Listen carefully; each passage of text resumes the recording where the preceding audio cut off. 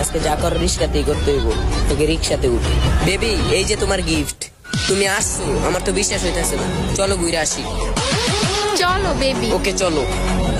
ডায়মন্ডের রিংটা ওর হাতে, যেভাবে হোক নেওয়া লাগবে। আচ্ছা, ওইটা আমার হাতে দাও। দিব, সমস্যা নাই, চলো।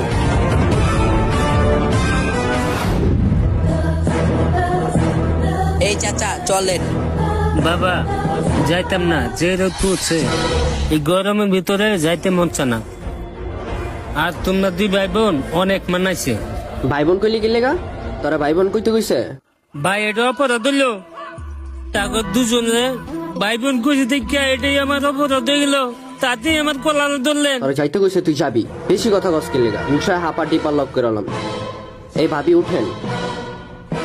আচ্ছা আচ্ছা চাচা, আপনি আন্তাজে কথা বলেন কেন?